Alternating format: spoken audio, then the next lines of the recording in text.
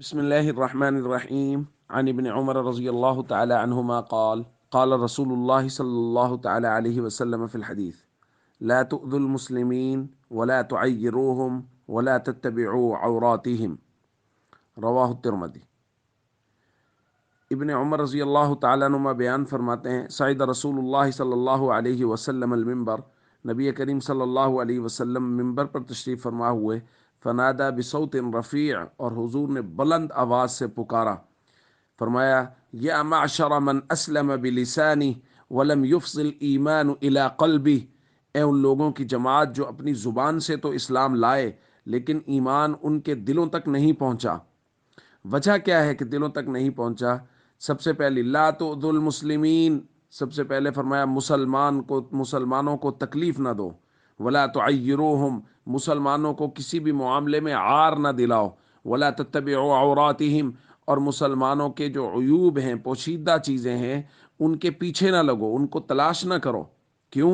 فإنہ من تتبع عورت اخیہ المسلم، جو شخص کسی مسلمان کے عیوب کو تلاش کرنے کی کوشش کرتا ہے، تتبع اللہ عورتہ، تو اللہ اس کے عیوب کو تلاش کرنے لگتے ہیں۔ ومن تتبع اللہ عورتہ، اور جس کے عیوب اللہ تلاش کرتے ہیں، یفضح ولو فی جوف رحلی، اللہ اس کو رسوا کر دیتے ہیں چاہے وہ اپنے گھر میں ہی کیوں نہ بیٹھا ہو۔ دوستو، کسی کے عیب کو تلاش کرنا، اسی طرح کسی کو عار دلانا، یعنی کسی آدمی سے کوئی گناہ ہو گیا اور ظاہر ہے اب اس کا اور اس کے اللہ کا معاملہ ہے نا، لیکن یہ جہاں کہیں بھی اس سے مل رہا ہے اس کو اس معاملے پہ عار دلا رہا، اچھا تو فلاں نہیں ہے۔ اسی طرح وہ لوگ جو مسلمانوں کو تکلیف دیتے ہیں کسی بھی طریقے سے، نبی کریم صلی اللہ علیہ وسلم نے ان کے بارے میں کہا کہ یہ زبان سے اسلام لائے ہیں، ایمان ان کے دلوں تک نہیں پہنچا۔ اگر دلوں تک ایمان پہنچا ہوتا تو یہ مسلمانوں کو تکلیف نہ دیتے، یہ ان کے عیوب یا ان کے گناہوں پر ان کو عار نہ دلاتے اور ان کی پوشیدہ چیزوں کو تلاش کرنے کی کوشش نہ کرتے۔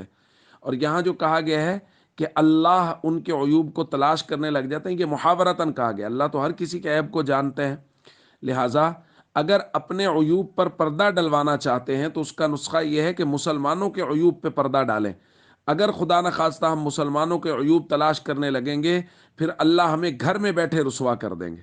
اس لیے ہم سب کو چاہیے مسلمانوں کا کوئی عیب اگر ہمارے سامنے آ بھی جائے تو ہم اس پہ پردہ پوشی کریں۔ السلام علیکم ورحمۃ اللہ وبرکاتہ۔